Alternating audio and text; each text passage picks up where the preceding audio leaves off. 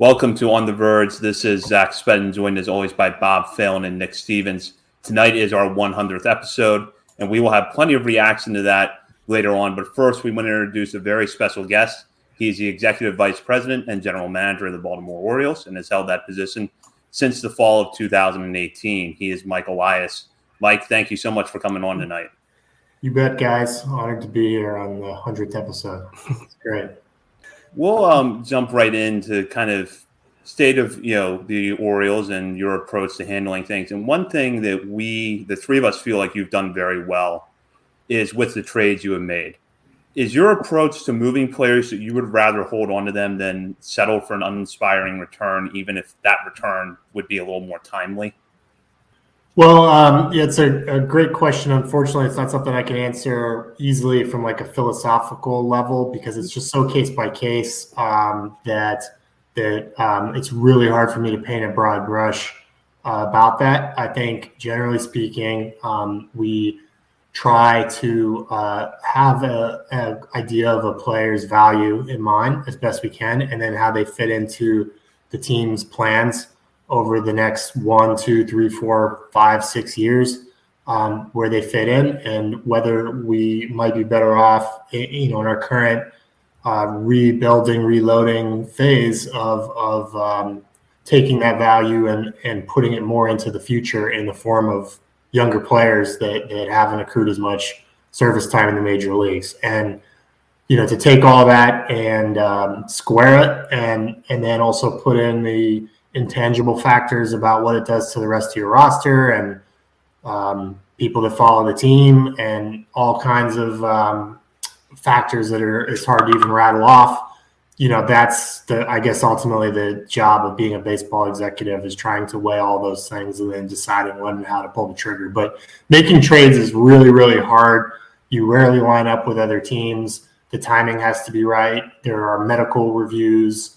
There's all types of people involved. It's something that falls through 99.5% of the time when you're having trade talks, and it's kind of a success in and of itself when two teams are able to line up well on a trade that makes sense for both teams, and it kind of goes smoothly. One thing we've seen in particular has been the acquisition of young international players, looking at Misael Deschamps, Gene Pinto, Isaac De Leon, among others, that have come back in trades in recent years.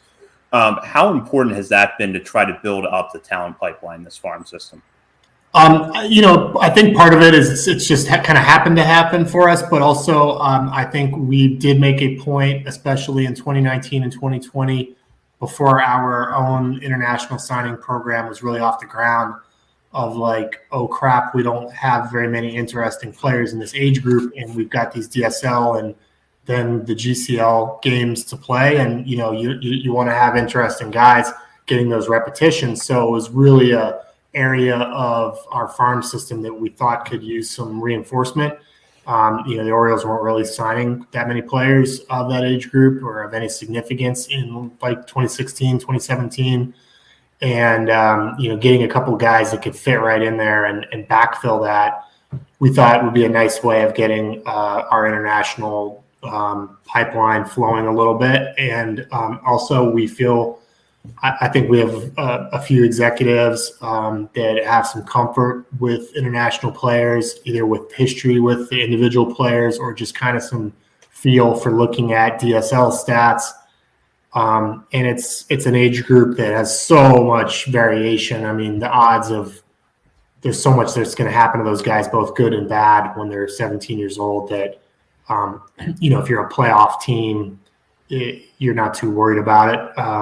And so it's something that can be available to you in trades a little bit more easily. But I think it's been nice getting some interesting young guys in that age group. They're doing well for their age. They're interesting. That's really all you can say about them at this point. There's a long ways to go, but they've been a nice shot in the arm for the complex levels of our system. And now they're in Delmarva or in Pinto's case, higher. Mike, it's fitting we have you here since I think your last tweet is still shouting us out on Twitter from last August. So really? Perfect for episode 100 here.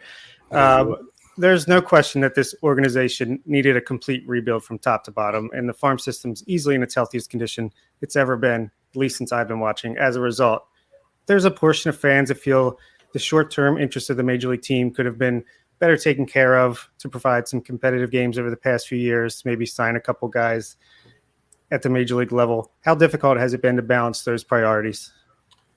Well, it's balance is a good word, and it's certainly difficult, being that our major priority, specifically in 2019, 2020, 2021, was elevating the overall level of talent in the organization, kind of irregardless of whether that talent was in AAA or in the Dominican, like I was just describing. We just needed to get the whole boat up, and raise the talent base, and part of that is bringing in players at the major league level that are on waivers, the Jorge Mateos of the world, and allowing them to play for the first time in their career and hopefully getting some breakouts out of those groups.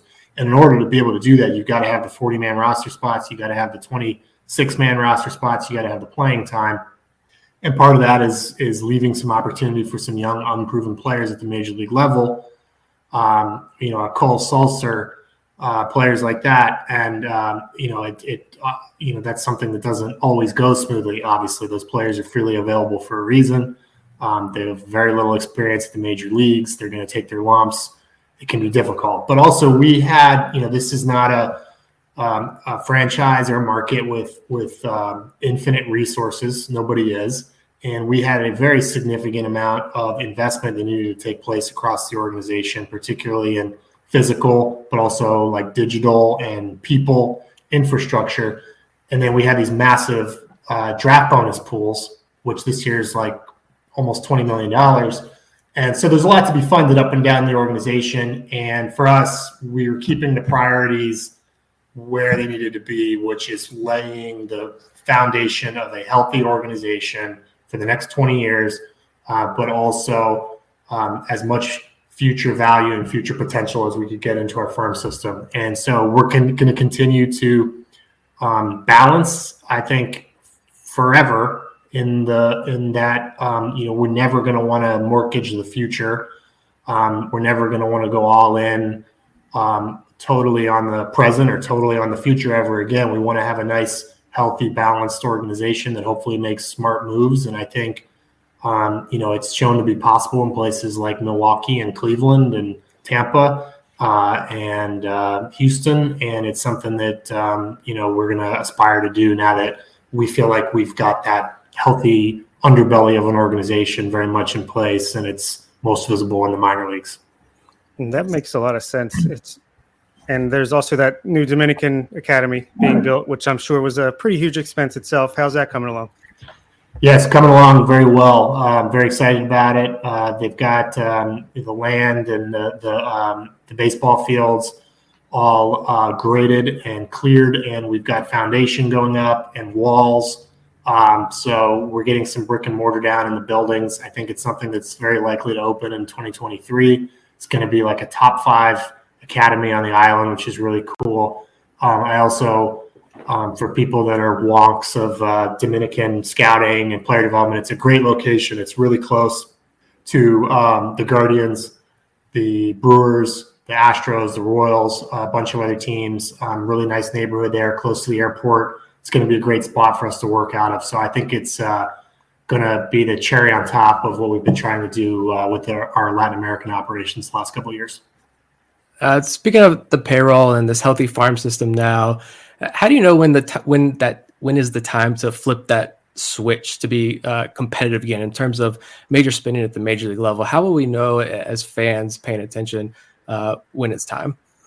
Well, I think this year is going to be a big step towards that. I mean, not just in terms of positive developments, which we're hoping to have. And I think other than seeing hopefully continued success from guys like Cedric Mullins and Ryan Mountcastle and the young players that we have on the roster, Austin Hayes and these guys in Santander, we are hoping to graduate maybe 5 guys from our top 10 prospects list, which is a really good top 10 list, into the big leagues and seeing what they do. So I think there's a lot of information coming our way this year. Some of that's negative information, like John Means needing Tommy John surgery. That's not something that we hope for or plan for, obviously. But that's what I mean. You kind of got to see how the die or the dice rolls a little bit this year. And, once we have the internal evaluation that our playoff odds are escalating and getting to the point of being worthwhile, then, we're going to place our chips on that because we want to get to this team to the playoffs as soon as possible. Kind of leads into the next question that I had. And I think this is a point you've made before, and it's something that has played out around baseball where it doesn't always go in linear fashion that a team starts, at one place and gets better within 4 years or 5 years and just gradually goes up. There probably are going to be bumps in the roads and setbacks, and maybe 1 year will be a little bit worse than the year before. So while keeping that in mind, how do you assess progress year over year? I think it boils down to the individual players, and not that Cedric's got to go 30-30 again to have a good development, but we want to see him, maintain the stock that he has of being an impact major league player this year. We want to see Adley Rutschman get healthy, get rolling, hopefully have a good debut some point this season. We want to see Grayson and Kyle Bradish and these arms blossom. If I very much hope that we have a better win-loss record than we did last year, especially with the season that we had last year. That would be great. But I think those individual developments, the overall health of our talent base will continue to be more important than nitpicking, a 1 or 2 loss dip. But to me, I want to see our record improve as much as possible, as quickly as possible. But I want to see it done with players that are going to be around here for a while and that have a meaningful part of our future. So I think, getting success from the guys that are going to be here a while, playing better baseball, winning some more games, all of those things are going to contribute to us being able to call 2022 a success. Yeah, and those internal improvements can change a major league team's fortunes in a hurry, as we've seen in recent years from White Sox, Blue Jays, Padres, Giants, those types of teams. Do you see a similar thing happening for the Orioles over the next couple of years? Yeah, we do. I think the teams that you named, I think the thing that jumps out is a core of position player talent. They have lineups that are mostly homegrown, a lot of big bonus babies, high picks, whatever, just big toolsy talent up and down the lineup, and they layer in pitching around those players, and that's been a blueprint for rebuilding here, I think, the last 20 years or so in the majors. It's been no secret that we've been using a lot of our high picks on position players, but I think that's why we look up and we've got, Adley and Cowser and Gunnar and Westberg and these guys towards the top of our prospect list. And then hopefully Mullins and Mountcastle and these guys keep trucking along at the major leagues. All of a sudden you can start to really dream on a pretty good lineup in your mind. And, I'm very fortunate that I think that the organization made 2 outstanding first-round pitcher picks the 2 years prior to me being here. And so we're trying to keep those guys healthy as well. But I do feel like our position player base, when you combine the major leagues and the minor leagues together, in terms of players that are out there that are not on big free agent contracts, that are kind of in their homegrown phase of their career, it stacks up really, really well. And I really hope that, we're able to see a end product that's similar to Toronto and the White Sox and the other examples. So this deep talented farm system, like the Orioles currently have built up here, like I said, can be useful in many ways. But not only having players come up and succeed in the major league level, we've already seen guys like Ryan Mountcastle start to establish themselves. But you can also trade from this depth. And do you envision both of these scenarios playing out as this team does get closer to contention? Yeah, I do. We just try to when we're drafting, it's really hard to make a good draft pick. I mean, usually you look at it and you end up with a guy that's not a big leaguer, or even worse, like not even interesting minor leaguer. It happens most of the time, even with a high pick. And so we just try to use the early picks of the draft, to make as good of value picks as we possibly can, get the best players that we can get our hands on. If we end up with 4 shortstops, great. I don't think, we want to end up with 4 first basemen or 4 left fielders because it's a little harder to push those guys around the diamond and get them playing time, both in the majors and the minors. But depth is a good thing for the reasons that you described. Number one, when you just need the depth anyway yourself, and the competition, which I think is an underrated aspect of this, when players feel that there's a guy behind them and a guy ahead of them and a guy to the side of them. It has a cultural effect that I think we're seeing in our minor leagues in a positive way. But we're at some point, we can't keep all these guys. The rules are set up with the Rule 5 draft and the 40-man roster to prevent you from hoarding too many quantity of prospects. And I really look forward to the days when we're picking 3 or 4 guys out of our system and painfully shipping them off for somebody's starting pitcher or whatever it may be. And that's absolutely something that's coming, and it will be a very fun period of time, I think. One trend that we saw last year was that there were several prospects who got cups of coffee or kind of few week-long runs at a higher level to end the year. Gunnar Henderson and Drew Ramabui, Misael Deson and Delmarva, those are a few examples. All 3 of those players have been successful to start off this year repeating those levels. So with that in mind, is getting players exposed at a higher level a deliberate part of the player development strategy, or is it kind of a reaction to 2020 and the lost time that took place because of the pandemic? Yeah, I think we love doing what we were able to do last year with getting a gunner up to a level to AA for like 2 weeks and a playoff series and all that. I just think other than the real benefit of that experience and the reward for having a good season in high A, I think psychologically when you go back there the next year, just to feel like you've already know what it looks like and you kind of have the little bit of a sophomore kind of swagger to you.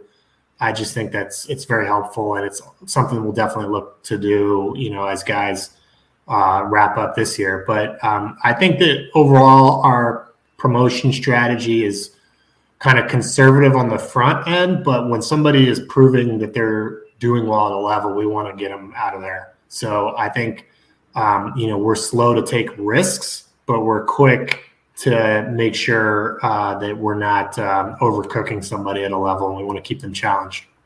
How exciting is it for the team to have not only the first overall draft pick and the first pick of each round in the draft coming up, but 5 of the first 81 picks? And with the hope that this is one of the last times the team has to pick super early in the draft if we're in contention soon.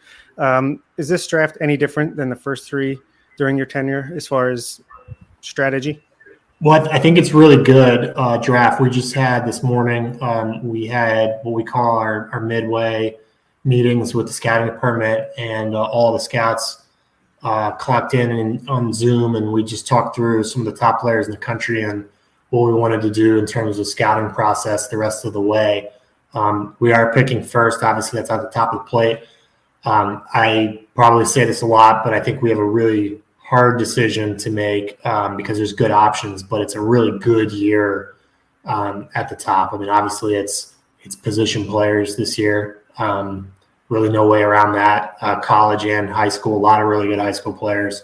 And there's some really exciting kids. And we got 3 months and we got a combine and all kinds of stuff coming up. So it's hard for me to forecast the future at this point. But I know I don't feel like we're getting cheaped out in terms of having the number 1 pick, because that can happen. I mean, I've been a part of it and I've seen other teams. It's just you can have a really bad year to have the number 1 pick. And it doesn't feel that way. I think we're going to be in good shape. And we've got a comp A pick. We have the first pick in the second round. We got 2 comp B picks because of the trade that we did in spring training with the Marlins. And then we have the first pick in the third round. So this is going to be like one of the biggest drafts in Orioles history. And I think to have that on top of the number 1 farm system right now, it's a pretty big deal in terms of the talent that's going to be on the way here to Baltimore in the next 5 to 10 years. That is one thing that's interesting about the draft is how it has shifted in the last few years. Pre-2021, we would be 2 months out from the draft right now. You wouldn't have a combine. You've been involved in a lot of drafts over the years. Do you like the system now of having the draft a little deeper into the summer and having that combine in the middle, or do you not have a clear preference at this point? Yeah, so the primary, there's two reasons that they moved it into late July. Number one is the give us a little more space for a combine off the heels of the College World Series, and then number two is I think they want the draft on the All-Star weekend or All-Star break for publicity purposes. And I think both of those are great, especially with the College World Series. A couple of times in my career, we've taken a really high pick, Alex Bregman or whatever, who was playing the College World Series, and you've got to wait and hope he doesn't get hurt and wait to do his physical. And especially if you've saved money on that pick and then you're applying it to different picks, it's very suspenseful and it kind of jams up your whole signing class. So it's nice to have that gone. But moving the draft from June to late July has really kind of screwed up the scouting calendar. The scouts are usually done with the draft by June 10th or 12th. They're able to turn their attention entirely to the very next draft class and pro scouting. And now they've got to do both of those things prior to the current year draft. And then we have a draft on July 19th and then a trade deadline on July 31st. It's just absolutely crazy stretch of 20 days of huge decisions and all your scouting and front office resources and nobody getting any sleep and all that. So that part we don't like. I probably prefer the June setup, but I don't know that it's coming back.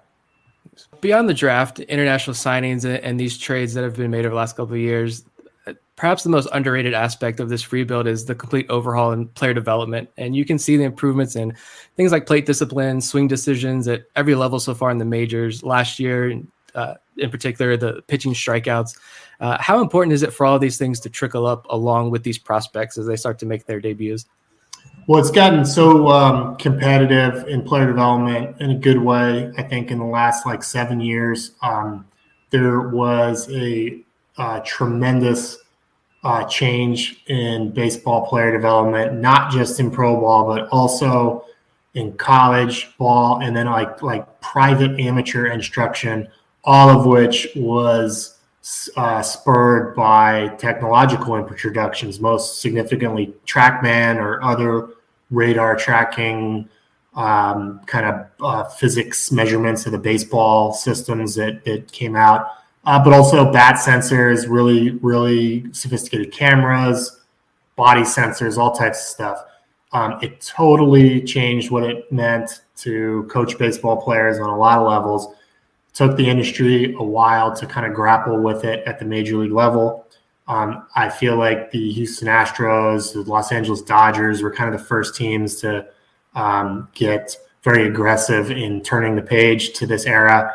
I think the Orioles were among some of the later teams to do it. Obviously, we have changed that. I think that we've caught up and we're right there in the mix with everyone else. But speaking very honestly, I can't say that, it's not 30 teams pretty much on equal footing again right now. I mean, everybody's doing it this way. So, but if you aren't doing it this way, you'd be really in bad shape. And, it's nice that we don't have that concern and we're staying very competitive in terms of hiring, retaining, promoting the right types of people. And I think it's showing up in our players improving and getting the most out of themselves and spreading a good word around the baseball community about what it means to be developed in the Orioles system, which is great. You talk about the hiring aspect of this and the coaches, and there are a lot of rising stars on the coaching side of this as well that I think kind of get overlooked. Ryan Fuller now in the big leagues, we really enjoyed talking to him when we had that opportunity. Justin Ramsey, Buck Britton, and many others. Are we seeing this new version of the Oriole way here in Birdland? Well, I hope so. I think the biggest thing for me is it's not like there's one perfect way to do everything. But there's so much value to be drawn from having alignment up and down your organization that, whether you're type A or type B when it comes to hitting as an organization, that's fine. There's good and bad, but having discontinuity across the levels, having mixed messages to the players, they lose faith in the organization, they lose respect for who's talking to them, and the whole thing falls apart. And I can promise that we have a very unified, organized player development chain from all the way to the top to Brandon Hyde, all the way down to the Dominican, where there's good communication. We course correct when needed. We use information and data to guide us and make sure that we're doing the best that we can on a year-to-year basis. And I think that's a big achievement. It's hard to do that and get yourself on the same page, but I feel great about the people that we have on the coaching side throughout the organization. Well, Mike, we really appreciate you joining us for this episode, and best of luck the rest of the way going forward, top to bottom in the organization. Thank you. Yeah, it's great being on. I hope to do it again. All right. Sounds good. Thanks, Thank you. Mike. Thanks. Welcome to On the Verge. This is Zach Spedden, joined as always by Bob Phelan and Nick Stevens. This is our 100th episode, and we've got a lot to celebrate because you just heard from Mike Elias, the Executive Vice President and General Manager of the Baltimore Orioles. We appreciate him taking the time out for us to record that interview. We covered a lot. Now, purposefully, because that interview was pre-recorded ahead of this 100th episode, we did not get into a lot of player-specific discussions, knowing there was a possibility that some of those questions might be out of date by the time we got to this episode. But still managed to cover a lot of ground in that interview. Appreciate him taking the time out to come on. And Nick, I'll just start with you. Your thoughts on that discussion. We recorded that interview almost 2 weeks ago, and I still can't believe that we actually interviewed Mike Elias on this podcast. Special shout out, I think, also to Orioles PR staff and their willingness to work with us in getting all these guests. I'm looking forward to having Sig and maybe Eve Rosenbaum down the road. What's up? Let's chat sometime. But Elias was great. I think, he gave us even a little bit of extra time than what we were scheduled for. And patrons heard my true feelings right after the interview and that uncut version that we posted. I can't repeat it because the main feed is family friendly, but I wasn't expecting anything, groundbreaking. Obviously, he's very calculated in what he says. We all know that. But I think my two big takeaways I had were that, when he mentioned that he's looking at 5 guys, barring anything, catastrophic happening, he's looking at 5 of the top 10 prospects in the system debuting this year, which would be Adley Grayson, DL Hall, Bradish, who is now up, and I imagine Stowers, although at this rate, that could be Gunnar Henderson he was talking about. Who knows? But these guys are very close. DL Hall, he made those comments about DL Hall earlier in the year, and I think we're seeing those comments play out already just a couple of weeks into the season. So, barring any catastrophic events that I'm not going to say out loud, by the end of 2022, we're going to see Grace Rodriguez, DL Hall, Kyle Bradish in starting rotation with a lineup centered around Adley Rutschman, Ryan Mountcastle, Cedric Mullins, Austin Hayes, and this very young, talented core, I think, to build around. And also, the other big takeaway I had, I don't know if you guys kind of got this, but I don't think you can enter this offseason. I don't think the Orioles enter this offseason sitting on their hands again with this group. And I got the vibe when we asked Elias about trading prospects, and he went talking about that. I just felt like his facial expression and his demeanor was kind of he was really happy talking about that. I was thinking to myself, you're getting kind of excited talking about this aspect right now, which just gave me the vibe that's close. He's identified who they're grooming for the big leagues, who they're grooming to be traded. Those discussions are probably already underway. He talked about how difficult it is to make trades, which is pretty cool to hear him say. But I think that time is a lot closer than maybe what we think. And I wish we could have had more time with him and ask him about more detailed questions about particular prospects. With his background in scouting, I think he would have been a pretty awesome conversation. But I think we covered good ground in the 20 or so minutes we had with him. Yeah, completely agree with pretty much everything you said there. At least he said, he'd love to do it again. So see you next week, Mike. No, well, hopefully we get a chance to talk to him again and dive a little deeper into more specifics. But I completely agree with what you're saying about, and if it's been hard on us fans, I mean, we just had a playoff appearance, 2016. So it hasn't been that long. But for Elias to come in and have to deal with all the negativity of a rebuild brings, especially when it takes this long to get right and has to be uprooted from the ground up. I mean, he has to be excited to be able to flip that switch as well and start to be more competitive and make moves with a more immediate success in mind rather than oh, here's a guy that could make an impact in 5 or 6 years down the road. So, yeah, I definitely got that vibe as well. I think that he feels we're pretty darn close. As long as these guys can come up, make an impact, show that they're ready to really start, being difference makers as soon as later this year or next year.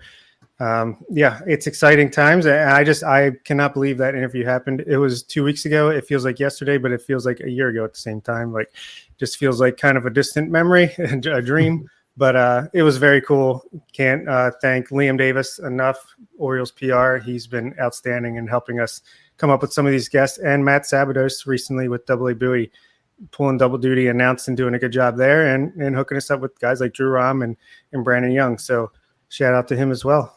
Zach, let's get your thoughts. I was, thrilled with the way the interview went, and I thought that he gave us a lot of good insight. He did talk about the draft a little bit, which we're going to get into more specifics later on in this show about how the class is starting to take shape a little bit, about 2 months or so out. But I was surprised at his answer when I asked him about whether or not he prefers to draft in late June, where it had been, or I guess really sometime in June, versus the middle of July. And he basically talked himself into liking the draft in June better for various reasons, it seemed like. Yeah, I think I commented afterwards when we were just talking that you really don't see anybody or hear anybody when they're talking about the draft that's involved in the draft process say like they like the old way better. He seemed pretty genuine. He was like, by the end, like, no, I kind of like the old way better now that I think about it. But yeah, very genuine guy when we interviewed him as well. That was the thing I got from the very start. Very genuine and open with just three dudes with a podcast behind a microphone. So yeah, it was amazing. It was just pretty cool for the show. And imagine what we're going to do, reach when we get to episode 200 by now. Yeah. Who's going to earn the team and who's coming on the podcast to talk about it? No, yeah, I do. I always thought Elias, just hearing him interview, obviously he is all business. He's very to the point, but I don't think he's a BSer necessarily. I feel like if he says something, he means it, even if a lot of it is just GM speak and what you would expect him to say. He'll say things like he said about DL Hall, going to potentially see him sooner than a lot of people think. And I think he means that. I think we see that DL has come out throwing strikes and he's moved fast through the system, and maybe he'll be in Baltimore this time next month. So, yeah, I think he's a straight shooter as much as a GM can be. And I think that came across talking to him one on three as well. Well, we've got a lot of other topics to get into tonight, but we want to make sure we shout out our Patreons. We've got some new members of the community, and I'm going to turn that over to Bob.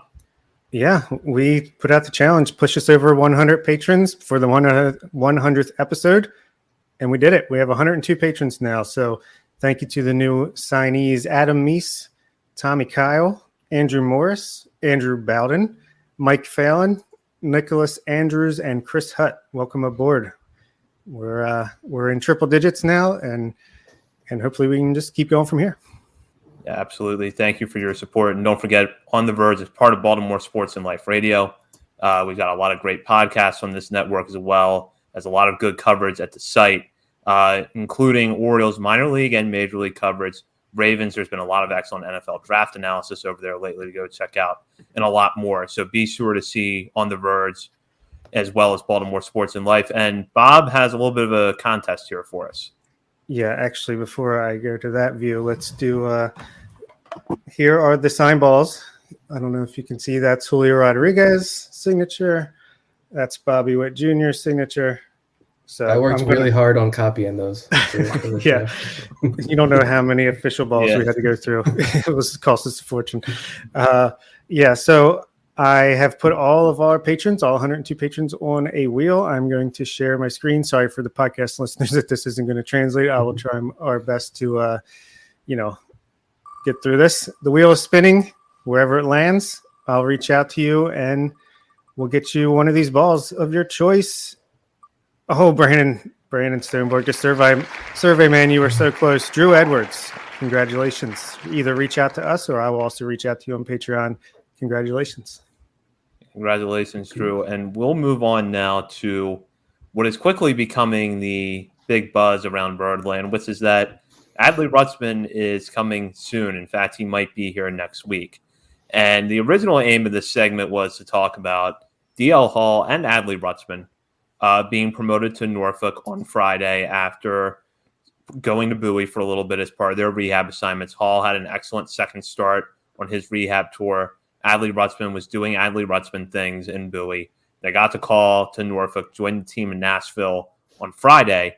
And then here on Monday, it's, based on some speculation, no official announcements, no concrete reports yet saying that it's definitely going to happen, but that Adley Rutschman's debut could be as soon as next week, May 16th, when the Orioles begin a series at home against the New York Yankees.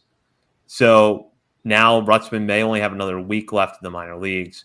And I'm just going to start with you, Bob. You've shuffled some plans around for next week, right? In anticipation of this. I think on last week's episode, I said I changed my prediction to May 16th, start of a homestand against the Yankees on a Monday night.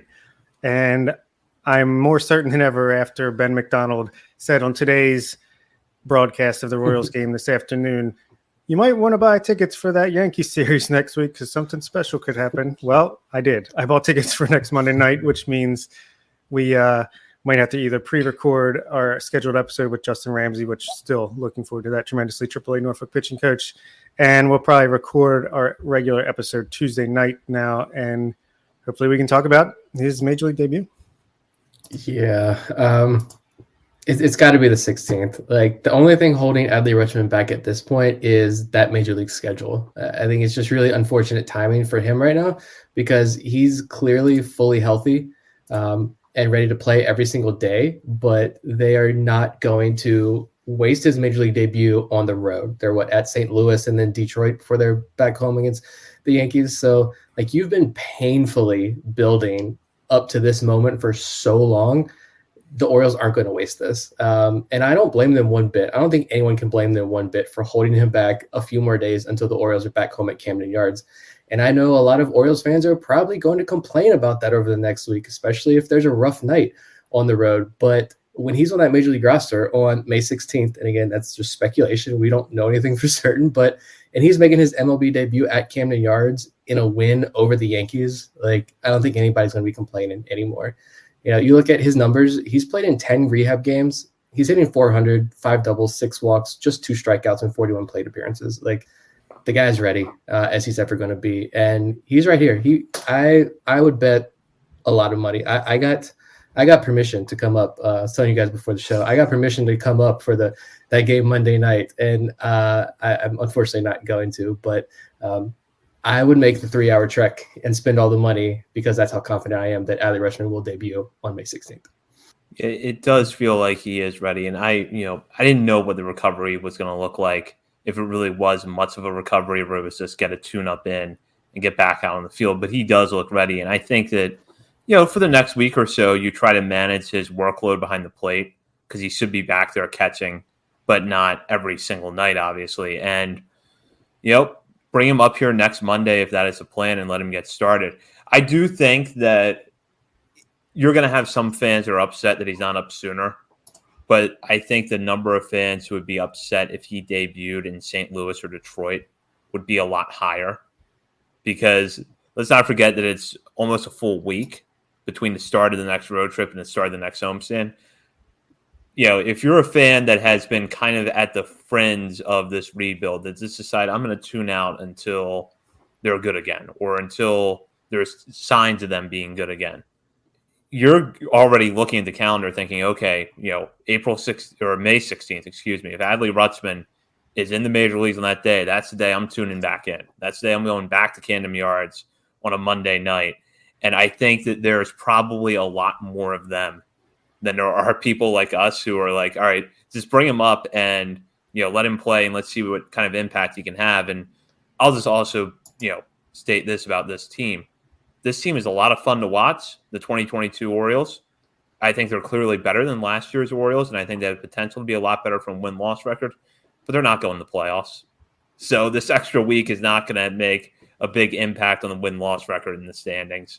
I think that, for his sake, I want him to get as much major league time as he can get, but for the overall organization's sake and what you're going to do for the fans, there's probably a strong argument for just waiting until next week to bring him up. 100%. I mean, it's going to feel like another opening day. It's going to feel like the coronation of this rebuild, even though it's not. I mean, obviously, it's just another step in the right direction. Get these guys up. We're going to have another version of this soon with Grayson making his debut, Diallo making his debut, Kyle Stowers to a lesser extent. I mean, it's going to feel like a celebration. Win or lose that game, it's just going to be amazing to have him actually in the lineup after it felt like the rebuild started when we took him at 1-1 in 2019. It's just going to feel like the culmination of a lot of hard work and a lot of pain and suffering from the Orioles fans' perspectives. But just to put things in perspective as far as Adley, and basically this is his spring training to me. I mean, he's got, almost 42 plate appearances on this rehab stint so far across 3 levels. Basically his spring training since he was shut down. He had a 231 WRC plus in Aberdeen, 209 with Philly, and 131 in AAA. His strikeout percentage, 4.7% strikeout rate, which is pretty insane, and a 14.3 walk rate, which is right in line with what you would expect from him. He hits the ball so hard every time. I haven't seen one time where he's made contact and it's like, oh, didn't get all that one. If he makes contact with the ball, it's hit hard.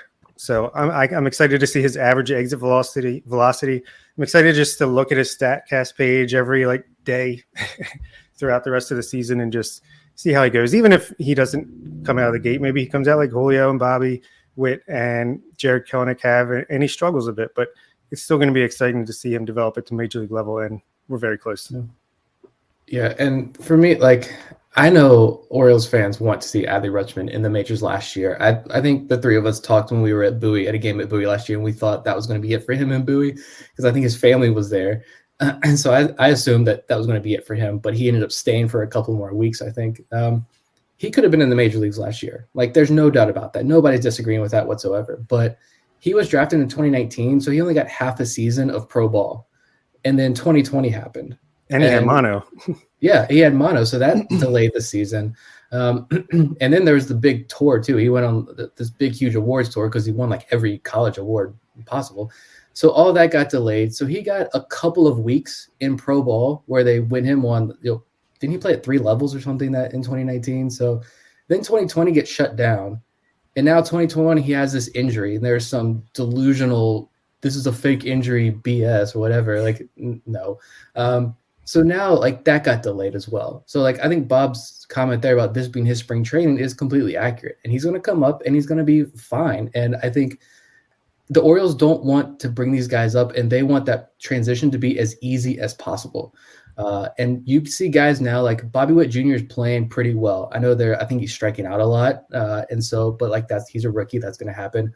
I think Julio Rodriguez's strikeouts were more umpire driven than his, abilities at the plate. But the Orioles don't want to mess this up when they bring these prospects up, and guys are going to struggle. And I was thinking the other day, watching one of the Padres games, they got a guy like CJ Abrams, who's a phenomenal prospect and a guy who, by all accounts, should be a major league regular for the next 15 years. Dynamic player. But they have him platooning and playing multiple positions. This utility role. And he's struggling right now in the major leagues. When would you really want a guy up doing that in that role like the Padres have in CJ Abrams? Or would you want him in AAA seasoning a bit and coming up when the time is right? And I fall on plan B on that side. And now is Adley Rutschman's time. So it's here. And no one's going to complain anymore when he's up in the major leagues. Yeah, I agree with you 100% because I think you want to get it right when you bring these players up. And that's why I always talk about, even with promotions within the minor leagues, of, make the promotion last. So another guy that a lot of fans are clamoring to get promoted right now, Gunnar Henderson, who is having an excellent start at Bowie. Make that promotion in Norfolk last. Give him a defined role where he's in the lineup every single night and don't have to send him back down. I view it the same way with bringing prospects up to the major leagues. Give them a defined role, give them the time to develop and take their lumps and make it last. And if the Orioles can do that with Adley Rutschman, which I think they can, that will be a success. And I had an interesting question there from Vivek about the American League Rookie of the Year race, which I think, maybe Rutschman has a shot at getting back into, which was, Bob, do you mind pulling it up? Oh, sorry. Yeah, no problem. Can Adley make up ground in the American League Rookie of the Year race? Steven Kwan and Jeremy Pena probably lead right now. Julio Rodriguez and Bobby Witt, who were two top contenders coming into the year, have struggled a little bit, but those were two good options in Kwan and Pena. We all three said at the start of the season when we did our predictions show that we didn't think Rutschman would win American League Rookie of the Year because of the lost time. Are either of you inclined to change your minds right now? I think he could. But you also have Joe Ryan for the Twins pitching his heart out. I mean, I feel like Steven Kwan has got to be the heavy front runner. That guy is fun to watch. He does not swing and miss very much at all. And he's already got a month and a half of play by the time Adley comes up potentially. So I do think it's possible if Adley comes up and performs like we know he can, then yeah, he can certainly still win this. But he's starting from a bit of a hole, and he'll have to be like Wander Franco from last year to really have a chance. But it'd be great. I'm fine if he wins. Even if we lose that year, I do not care. It means he came out and he's performing well. I'll take that every day of the week. We want to sign him to an extension anyway. Yeah, the extension is going to come anyway, so that's kind of regardless. And I almost wonder, Kwan seems like, was he ever like a top 100 big time prospect guy, or is only from Eric Longenhagen's point of view? He had him in top 100. I think he was a bit of an outlier. I mean, that's normally the case with a lot of guys, which is why I love those lists. I feel like Kwan, could be like a pop-up risk guy. Like, is that going to continue this full year? I don't know, but Cleveland does a fantastic job with their prospects and their system, so it could. Jeremy Pena, I feel like I don't know too much about Jeremy Pena, except I think I had a couple of his rookie cards, and I sold them for like almost nothing. And then he was like destroying the ball recently. I was like, maybe I should have held on to those. But I feel like a lot of people don't like Jeremy Pena and his prospect, him as like a future major leaguer. So, those Adley Rutschman, I feel like has the name for himself, and the fact that he's a catcher. If he's a catcher and comes out and hits extremely well, like he has his entire career up to this point, then yeah, I think he can make a big push for Rookie of the Year race. So how do you think Oregon State fans feel right now? Steven Kwan against Adley Rutschman possibly for Rookie of the Year down the stretch over the next few months? Can we get a Caden Grenier sighting? I was going to say, where are the Caden Grenier believers at? I know they're out there.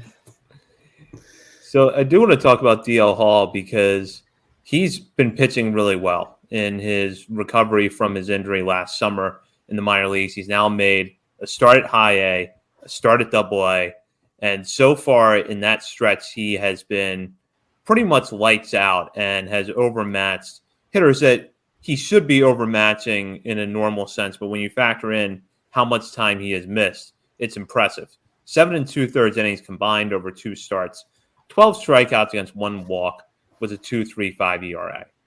He's now going to Norfolk. This is going to be his first run at AAA.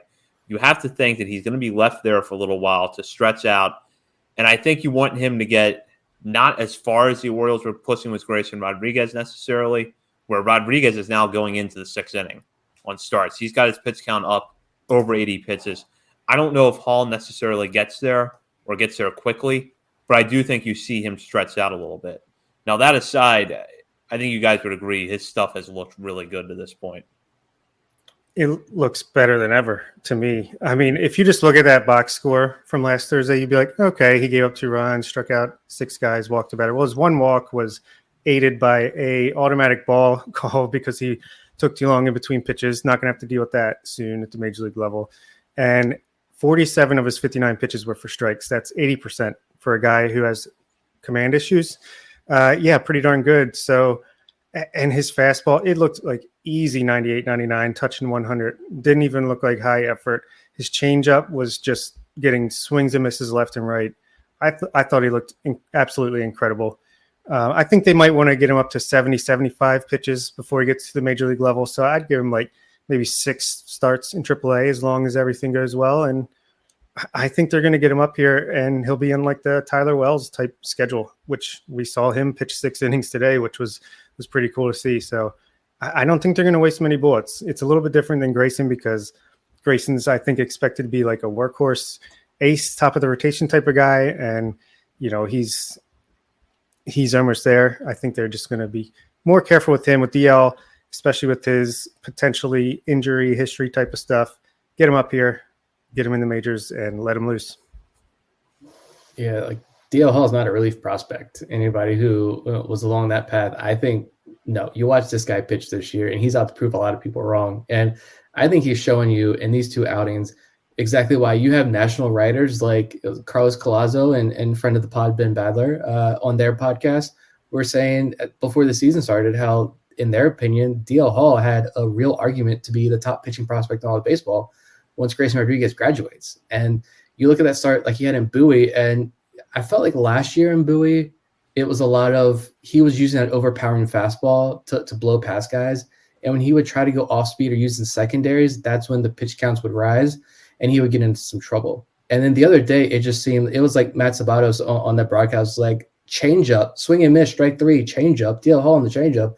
It was all change up. And he's getting so much swing and miss. And he's in a spot with that pitch. I think he flipped in like one curveball as like hey, I have this pitch as well. Like the secondaries are working as well. He's not just relying on that 99, 100-mile-an-hour heat to blow guys away. That's impressive.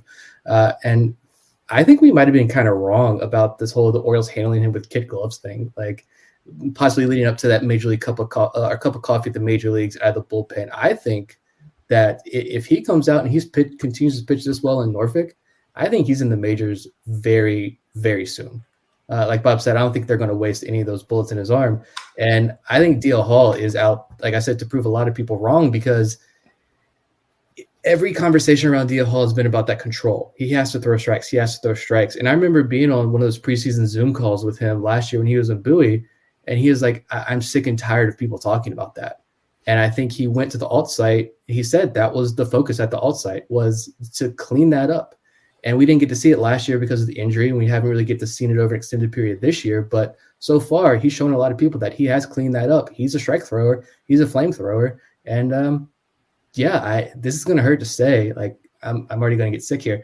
But I agree with Keith Law. Keith Law was the early man on this and saying that I know he was the early man on this and saying that he thought, as far as the ceiling goes, DL Hall has the higher ceiling. And I compared to Grayson Rodriguez, and I firmly agree with that take. Yeah, I do as well. And it's not – I still think Grayson is the best pitching prospect in baseball, but for different reasons. I think from pure stuff standpoint, Hall's tops maybe in all of baseball if he can come up and do this at the major league level. I mean, it's insane, just the raw ability that he has with his left arm. We had the guy from the Orioles a long time ago, 24-karat arm, right? So I think DL Hall's the real 24-karat arm, and he's got a chance to show it off soon. So we got a question here from Addit, which is, when it comes to calling people up, what percentage does business/promotion take up, and how much of it is the baseball reason? I think most of the time the baseball reason is going to take precedence, and I know we kind of took the business angle with Adley Rutschman, but that's a little bit of a different case where the Orioles are out of town for a week.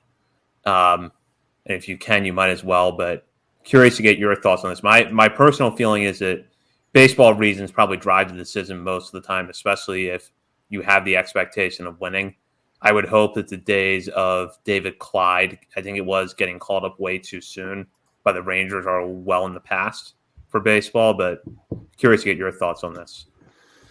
I think it's baseball for when they're ready to come up, and it's business/promotion as far as the timing. I mean, and it makes sense kind of from just a baseball perspective as well. If a guy's coming up, it's a big pressure thing to make your major league debut as it is. You'd rather it be in front of friendly fans that are on your side and going to boost you up rather than just, I don't know, it could be a little bit tricky to have to travel all the way on the road, think about it the whole time you're traveling.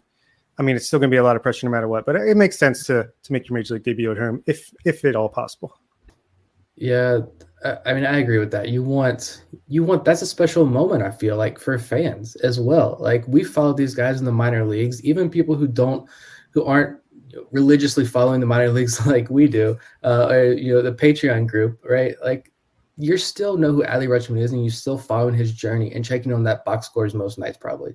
And so, like, why would you want to, all this anticipation, why would you want to see him make his debut against the St. Louis Cardinals on May 10th or whatever tomorrow's date is? Yeah, May 10th. Like, I want to see him at home at Camden Yards making that first debut, his first hit to be at Camden Yards, his first home run, if possible, to be at Camden Yards, right?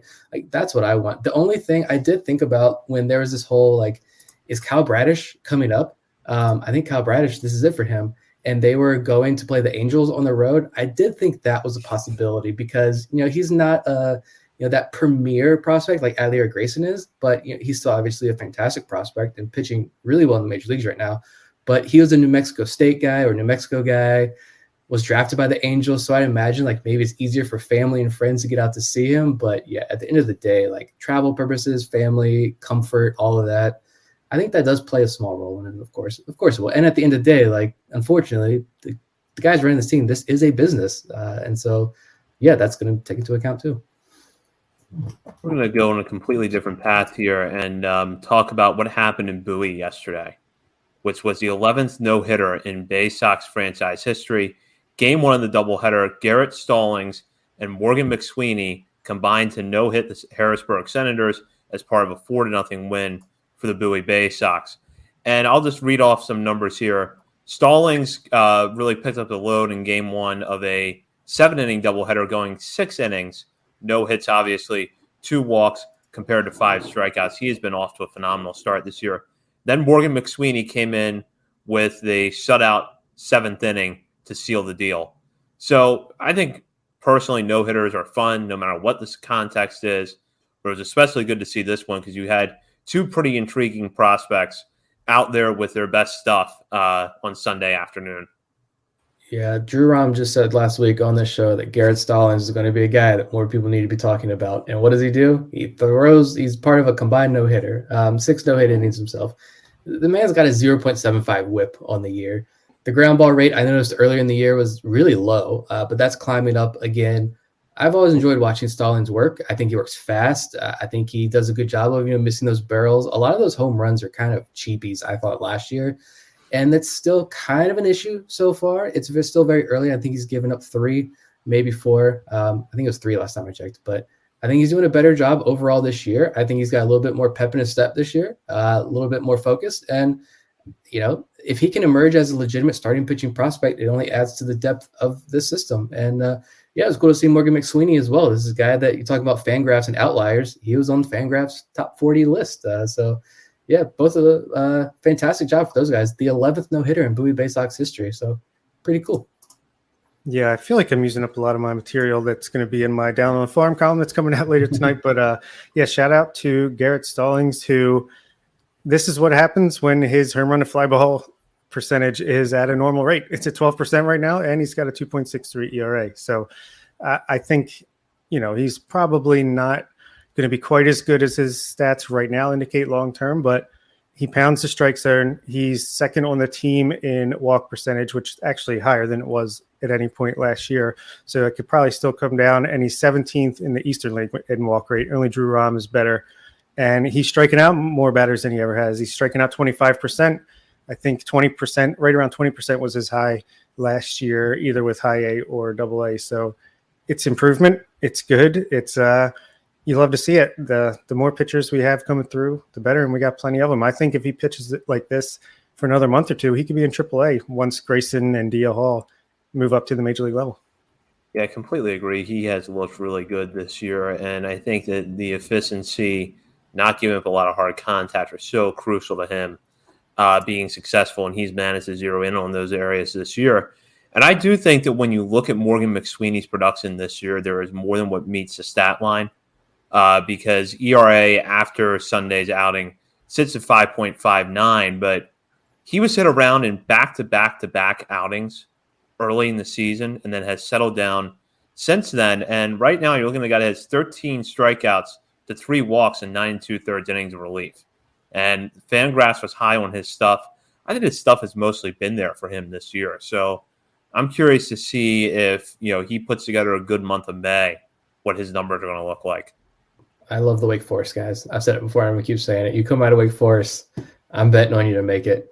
So, yeah, really cool to see that. And like you mentioned, especially it being a guy like Stallings as a starting pitcher. If it was when Michael Baumann threw that no-hitter the other year for Bowie, it was like, this is a legit pitching prospect that a lot of people are excited about. That's good to see. But for it to be a guy like Stallings, who a lot of people are kind of overlooking or, not really paying much attention to, you kind of put your name out there and put yourself on the map. And so it's good to see. I will be anxious to see how he can handle AAA pitching. And I think there's still a lot more questions he needs to answer. But so far, so good. Yeah, I think with Kyle Branovich, we talked about him, or at least I think I did at some point somewhere along the lines, that he could be like that fifth starter guy. He doesn't have exactly the stuff of a Bradish or Rodriguez or Hall, but he's a kind of pitcher that could hold down a fifth rotation spot. I think maybe Garrett Stallings could angle to take his place while Branovich recovers from his elbow injury. I think he's another guy that can kind of, give you 5-6 quality innings at the back end of a rotation if everything goes right. Talk about someone at Bowie who has just been playing at such a high level all season, and that's Gunnar Henderson. And Nick tweeted these stats out on our account at BSL on the Verge this morning, and there's just some in here that I want to read off because they're so impressive. He has reached base in all 25 games played this season with the Bay Sox. 965 OPS, 4 home runs, 4 doubles. He has walked more than he has struck out, 23 walks compared to 20 strikeouts. 176 WRC plus, and 10 for 10 in stolen base attempts. I don't know where the speed came from or the stolen base speed came from all of a sudden, but he's been really successful on the bases this year. I think the three of us had expectations that Gunnar Henderson was going to break out even more than he already has this year, that he would go to Double-A and he would handle it well. But I don't know that any of us quite thought that after 81 at-bats at Bowie to start the season, he would have an OPS well over 900, 965 right now, and that he would be walking more than he has struck out. This is, to me, has just been really impressive in so many different ways because he's doing all the things you expect Gunnar Henderson to do, which is hit the ball hard, but he's a more complete hitter than he's ever been. It's unbelievable. He's going to be, if he keeps this up, he'll be in AAA before he turns 21. He is angling to be a top 25, top 15 prospect in baseball at this point. I mean, he's so young. The improvement in walk and strikeout rate is insanely drastic.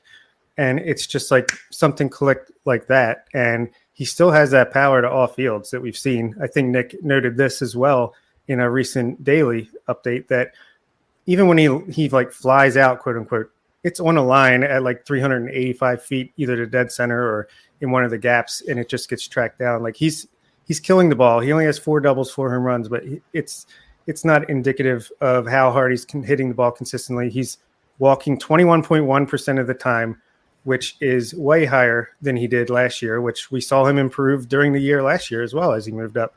And he's like second. He's top 5 or top 10 in most offensive categories. He's number 2 in on-base percentage in Double-A Eastern League at .459. He's got an 18.3% strikeout rate, which even when he was demolishing low A Delmarva at the beginning of last year, he struck out almost 30% of the time. So it's such a drastic improvement, and it's in every facet. He's 10 out of 10 in stolen bases, like you mentioned. His defense looks noticeably better. He is fielding the ball cleaner. He is getting to more balls, and he's very accurate with his throws all of a sudden. So to me, he's been the revelation of this season in the minor leagues for me, and he's the number 1 prospect in the Orioles system as soon as DL Hall, Grayson Rodriguez, and Adley expire their prospect status. Yeah, I don't think any of that was an over-exaggeration. Like, this is a 20-year-old kid who is walking more than striking out. And you look at those insane strikeout numbers he had, and that was the whole discussion last year about how much he's striking out at all levels. He's not doing that this year. And what I know we talked a lot recently, there's been a lot of discussion about the Colton Cowser strikeout rates, right? And when do the strikeout rates and walk rates tend to stabilize? Well, we're past that point. And look what Gunnar Henderson is doing. These are phenomenal numbers for a 20-year-old who's 3-4 years younger than the competition. I didn't look. I'm not going to be able to pull it up. Baseball Reference does not work very well for me on this computer. But has he faced a pitcher younger than him yet in Double-A? Because as of like a week ago, he hadn't. Every single at-bat he had taken in Double-A this year was against guys older than he is. So, yeah, it's the speed. Pull up the comment here, too, from voice of the Bay Sox, Adam Pohl. I liked his comment, too. He said, something to watch as a big leaguer down the road. He gets really good jumps and stealing bases, has a good eye at the plate. I wouldn't have thought to say this a month ago, but he has been more of a perfect table setter, and Bowie could lead off. yeah, he could be a fantastic leadoff hitter at the next level.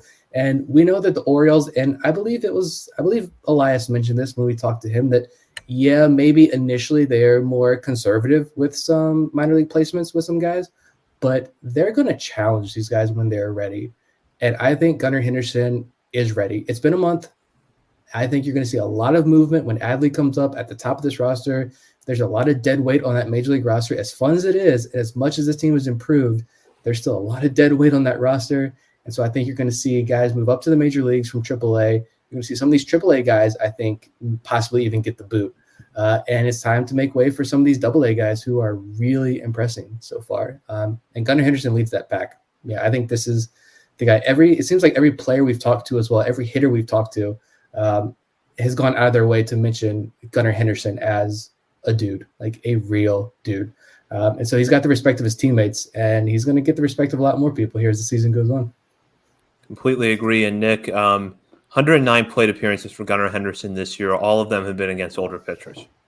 There you go. The guy's doing it. And he's completely blown that narrative up of he starts slow and it takes time to adjust, and then he hits the ball well. He came out from day one and hasn't turned back since. You forgot the 3 true outcomes hitter, that narrative. Yeah, that's done too. He literally does a 5-tool play right here. Is there 6 tools? He's a 6-tool player. I think Orioles fans are going to love him, watching him play too, because he is so competitive. He gets so into the game. He gets so fired up, hustle doubles, like gets pissed off if anything doesn't go his way in a positive way. So yeah, love watching him play. I can't wait to see these young guys come up. Absolutely. And I think that Henderson's time in AAA is probably sooner rather than later. We'll turn our attention now to the 2022 MLB draft, which will take place in the middle of July. And at this point, mock drafts, you have to treat them as what they are, which is preliminary, because a lot of things can change. But we have had a couple of mock drafts come out in recent weeks, and we thought that with the Mike Elias interview being included on this show, it would be time to turn our attention to some that came out towards the end of April, because it presents some different options for the Orioles at number 1. And for example, MLB Pipeline, Jonathan Mayo put together his mock draft, and he has the Orioles going with Brooks Lee, the shortstop out of Cal Poly, with the number 1 pick. The reasoning being in part that college hitter, we know the Orioles like college hitters. This would be an opportunity to go under slot. Lee has shown that he, maybe can stick at shortstop, having a good year at Cal Poly. But then Prospects Live has the Orioles going with Drew Jones, who in a competitive class, and believe me, it is still a competitive class. There's a lot of things that aren't settled, but in a competitive class, a lot of pundits seem to be moving in the direction of Drew Jones as the number 1 pick over some guys that we talked about a lot back in February when we were really ramping up our draft coverage a little bit, including Tamar Johnson.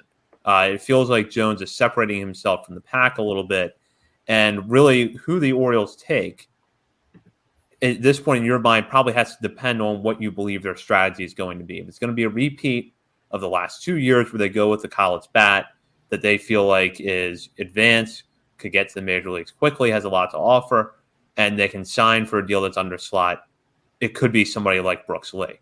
If they go for, like they did in 2019, consensus top player available, especially if that player is regarded as the hands-down favorite to be the number 1 pick, they're going to go with Drew Jones. It really does feel that way right now. Now, that's not to say that it can't be Tamar Johnson, or it couldn't be Jackson Holliday, or it couldn't be some of the other names that we might talk about tonight, but it does feel like maybe you can things are starting to come into picture a little bit. And I'll start with Nick here, just kind of curious to get your thoughts. We know that mock drafts are taking a look far into the distance. Mike Elias talked a lot about high school hitters when he was on our show, but didn't really name names. So where do you think the Orioles stand right now? So, yeah, MLB Pipeline did have Brooks Lee, and I think Baseball America in their latest mock draft also had Brooks Lee going to the Orioles. I haven't watched any of these high school kids. I've got nothing but what I've read on Baseball America, Prospects Live, and other places. I typically have good reads on a lot of the top college guys, but welcoming a second child right after baseball season started. I think most of my focus was making sure I saw Chase DeLauder as much as possible at JMU before he graduates. And luckily, I got to see him before he broke his foot. So if he falls later, Mike Elias, we know you're listening to the podcast. Matt Blood, Brad Seelig, Chase DeLauder falls. There's your guy. But we also know, and Jonathan Mayo mentioned in the MLB Pipeline podcast, that the Orioles are heavily scouting all 4 of the top high school picks. Who was it for Kylie McDaniel at ESPN? He was at the Drew Jones playoff game, and he said, look, there were top level executives or scouts from the teams with the top 3 picks watching Drew Jones playoff games when he hit that just unbelievable home run shot that Kylie posted. So the Orioles are in on these high school kids. And I do agree with the fact that this is the time to go after one of those, roll the dice on one of these high ceiling high school kids, especially when this college class or this draft class seems to be loaded with college bats. And the Orioles have 5 picks in the top, 70 something, 80 something picks. Like, my preference honestly would be Drew Jones right now, but I'm only saying that because he's a center fielder who hits uber impressive home runs, and his dad was one of my favorite baseball players of all time. I'm excited to get someone who has watched these guys live to talk about them and learn more about them. But like, if it's Tamar Johnson, cool. If it's Elijah Green, I'm fine with that. If it's Brooks Lee, honestly, I'm fine with that. I think the Orioles are going to take who their model believes and who their scouts believe is the best player available at this juncture. But yeah, you mentioned Elias, what he mentioned in that interview, and my takeaway is that I believe that he thinks the high school pick is going to be the right pick here. And then you can load up with college bats early in the draft. And without pitching, it seems like every top college pitcher is either hurt or suspended. So maybe teams the back end of the first round might reach for some pitching. I don't know. And maybe that could leave some first round quality bats available to the Orioles, and you can save money there and go all in with that 1-1 pick. Yeah, I agree. And Vivek mentioned he got the hint that Elias was leaning high school over college. I kind of got the same vibe, just the fact that he said, some years it doesn't really pay to have the first overall pick, but this year it does. To me, that's Graheem's, Drew Jones, Elijah Green, these high school guys, Tamar Johnson. So I think I've been a big Tamar Johnson this whole time, but I do have to admit I'm coming around on Drew Jones the more I see and the more he just separates himself from the field. So I wouldn't be shocked if it was Brooks Lee either. How could you be? But I think it's going to be Drew Jones, and I think they'll find a way to save some money somewhere else to make the most of these picks. And it's exciting. I think, look, the team is already playing better now, and Adley, Grayson, Deal, they're not even up at the big league level yet. We haven't even churned out all the bottom feeders on the major league squad that will be gone by June. So I think the Orioles' major league record is going to be improved this year, and unless we get really lucky with the lottery, we're probably not going to have a top 5 pick. So make the most of this one, as I've been saying, and I think it's going to be Drew Jones. And like Nick said, we can still get some really quality college hitters and maybe a couple pitchers with those first 5 or 6 or so picks. So I think it's going to be good. I said at the onset of this year that I thought the class had probably 6 players or so in it that I would be happy with at the number 1 pick. I think the number still stands around 5 or 6 for me, even if that field of players has been mixed up a little bit. Chase DeLauder was a guy that I had in mind as a possible 1-1. But, as Nick mentioned, he's hurt, so that's not going to happen. Brooks Lee was someone that I'll admit I was coming into this year not quite as enthusiastic about. Just for some reasons, one of them being something that Stephen Loftus pointed out in what I think was his last article for Baltimore Sports and Life before he went to the Braves, and I think he talked about a little bit in his last appearance on the show, was the walk rate. Was not high for Brooks Lee last year. This year it is up significantly. He's walked almost 18% of the time this year for Cal Poly, but I wanted to pull this stat up. He's been walked 40 times this year, 18 of them intentional. So, take that with a little bit of a grain of salt. Now, high school hitters probably get walked a lot more than that, but something to consider with Brooks Lee. And I still think that you can make a valid argument for Brooks Lee as the top pick, but I think for me right now, I lean towards the high school bats. Tamar Johnson still is the safest pick in my mind because of the bat. But Drew Jones is, I think, the closest thing you have to a 5-tool player in this draft. And it's not often that you get an 18-year-old who already has this raw skill set that is so good. And the one thing that everybody can agree on in their scouting reports is that he will stick in center field. You don't see that with 18-year-olds very much. Oops. Yeah, sorry about that. Yeah, and I think too, like Tamar could be the pick as well. Like if the Orioles are watching him and they think maybe he could stick at shortstop for us, let's get him in our system, and we think that could work, then I could see them going Tamar as well if that hit tool is as advertised. What was it? Tony Gwynn, Vladimir Guerrero Jr. or Vladimir Guerrero Sr. and like Babe Ruth hit tool combined, like some absurd comp they had. But yeah, and I see the comment here from Added about Jackson Holliday. You guys mentioned him as well. Jackson Holliday is the new pop-up name that I think MLB Pipeline said he went up like 40 or 50 spots on their list after his start. And yeah, I think his dad is Matt Holliday, who's like an assistant at Oklahoma State. And I think his uncle is the head coach, or there's another family member that's the head coach. But clearly this is becoming the hot name as the high school season kind of wraps up over the next couple of weeks. So yeah, I'm excited to get someone on the show who has watched these guys live multiple times and get their thoughts on these high school kids. But this is the year to have the number one pick, because I don't know if you pick any of these four guys, like, and even if it is Brooks Lee, I do get why fans maybe wouldn't be as excited if it is Brooks Lee, but I really don't see where you can go wrong with whoever you end up taking at 1-1 this year. There's just so many options. Yeah, absolutely. And, a guy we haven't really talked about, I would be okay with Elijah Green. If the rationale from the Orioles was, you've seen what we've done with Gunnar Henderson, Kobe Mayo, Kyle Stowers, the guys with good hit tools, a lot of power, but questionable swing and miss tendencies, concerned they're going to strike out a lot. Look at how we've developed them. We can do the same thing with Elijah Green. I'd be fine. I would respect that choice. I would respect that. I think that there are big question marks with Green, but if they felt like the player development system was as such that they could get the best out of him while minimizing some of the tendencies that have caused him to slip a little bit in the rankings coming up to this year, I would be okay with that.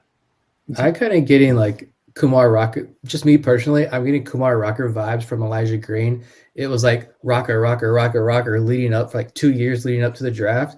And then that last year was kind of like, is he really that good? Like, are we overhyping him? It was like that prospect fatigue that we talked about with Stephen Loftus, even admitted like, yeah, there probably is some of that going on. I'm kind of at that point with Elijah Green.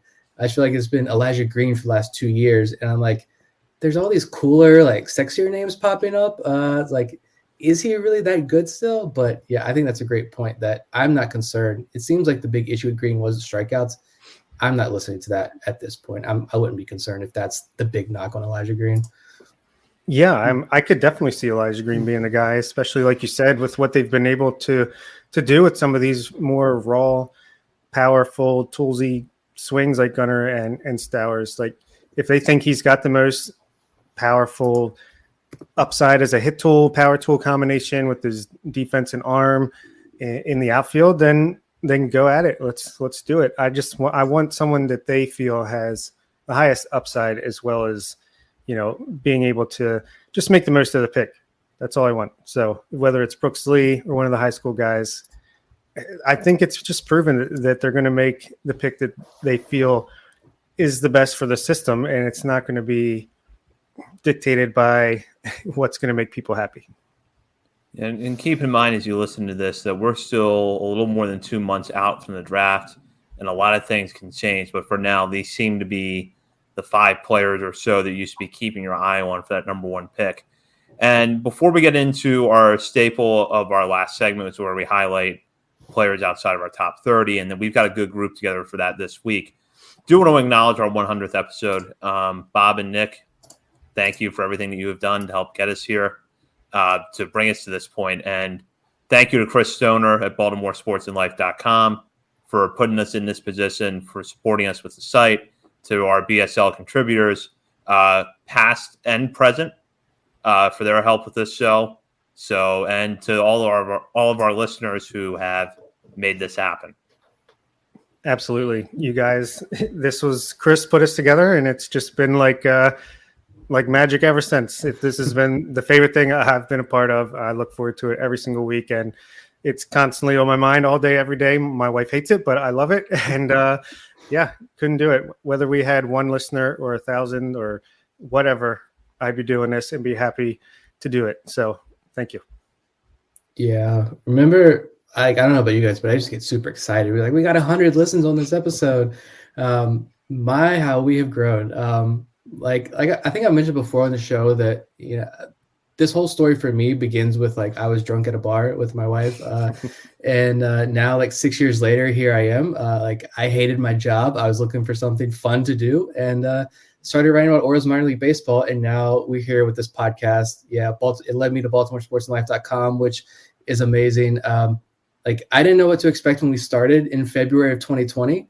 There are a lot of great Orioles podcasts out there, and many of them have been around for how long is Bird's Eye View? I know you guys are listening. I think it's been around for like 10 years. A long time. These shows have loyal followings. Connor is doing this every day during the regular season at Locked On Orioles.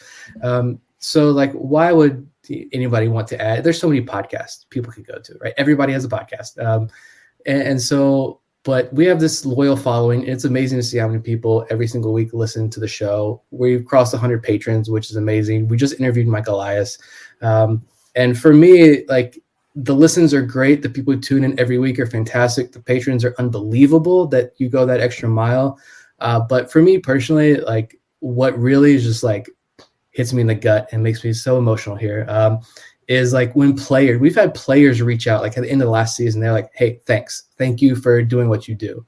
Players come on the show and like before we hop on, they're like, yeah, we really appreciate what you guys do and just thank you for everything. We love your product. Members of the Orioles front office are like, hey, like we love this content and we love what you guys are doing. And that means everything because I never expected us to reach this level that we were at and this product to be what it is. And yeah, you guys are we're amazing, basically. The fans, we're nothing without the people who listen, though. And you guys are obviously number one. So thank you. Yeah, honestly, it's surreal. And it's a good feeling when you get that positive feedback. And I'm not a confident person in the real world, but this is one thing I'm confident that we put out a good product. So it's good to have. It's a good thing to have for sure. Hopefully all of you all stick around when this rebuild is over. Yeah. Mission accomplished. Okay, we don't have to listen to those guys anymore. Yeah, we found a really good niche, and we have filled that niche. But hopefully, when the Orioles are winning World Series titles, you still remember the prospects. And we're going to turn our attention to some of those prospects now.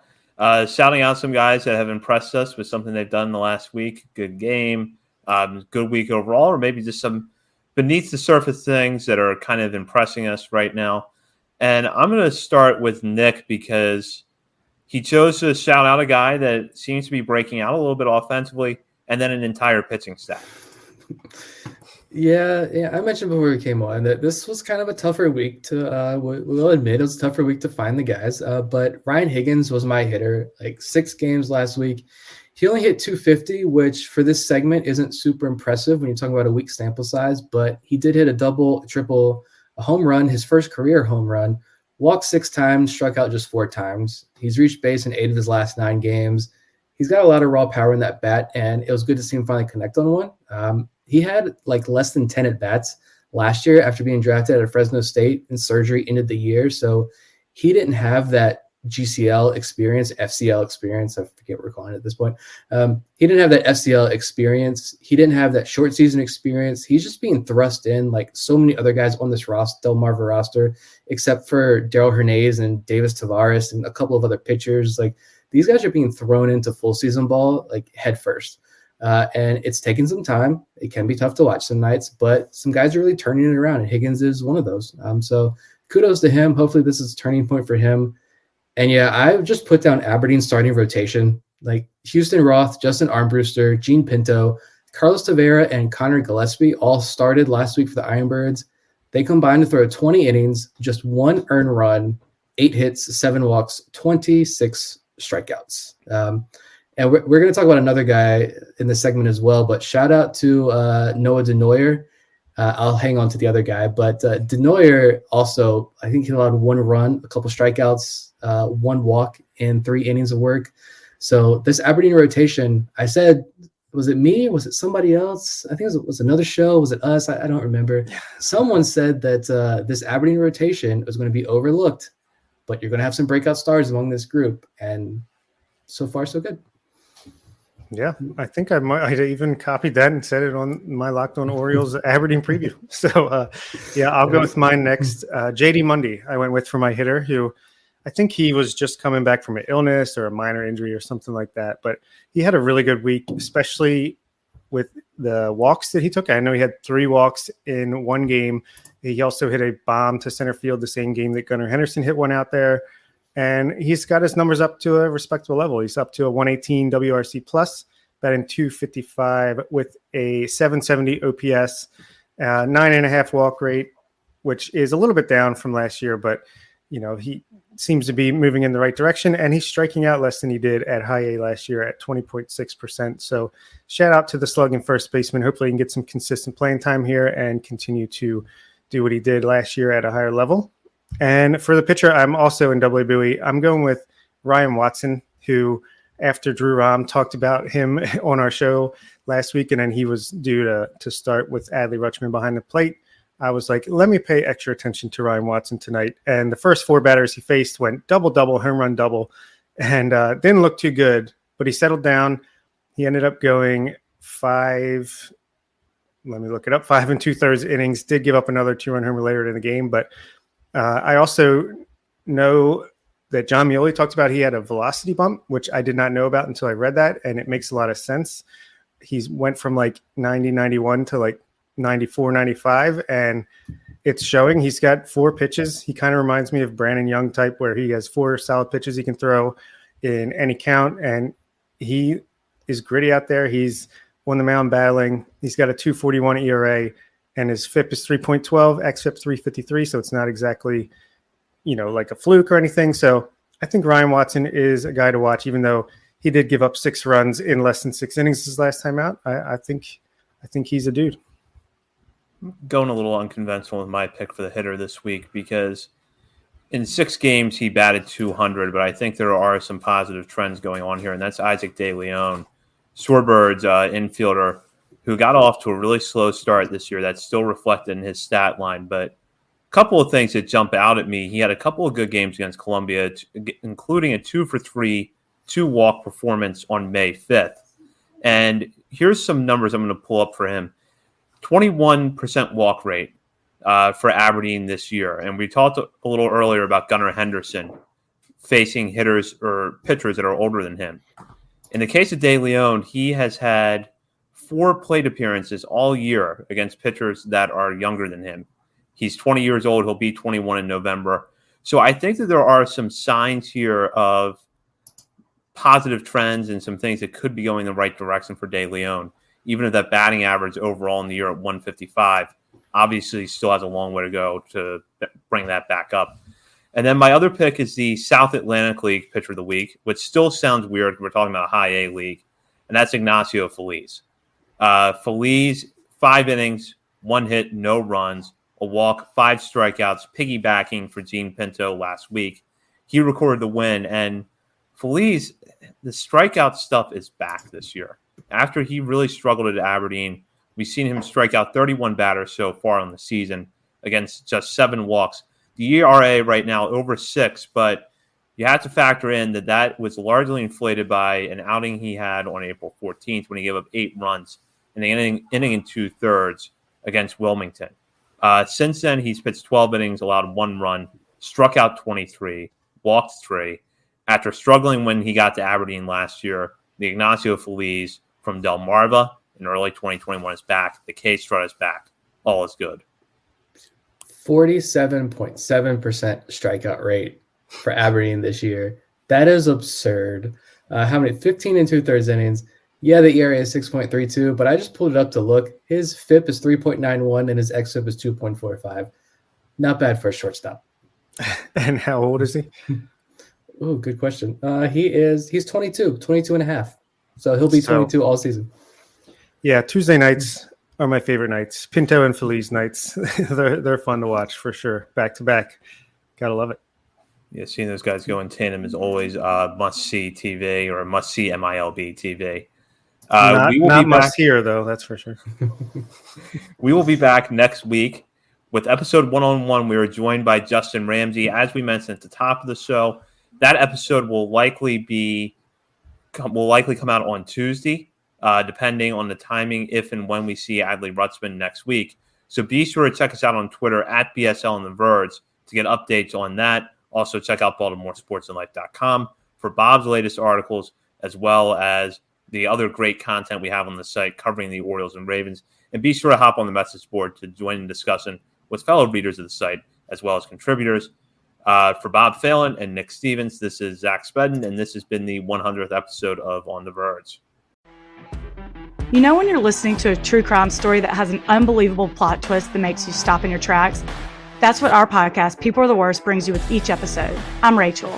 And I'm Rebecca. We're identical twins who love true crime cases that make you say, didn't see that coming, and we hate the people responsible for them. Listen to People Are the Worst now on Apple, Spotify, or wherever you get your podcasts.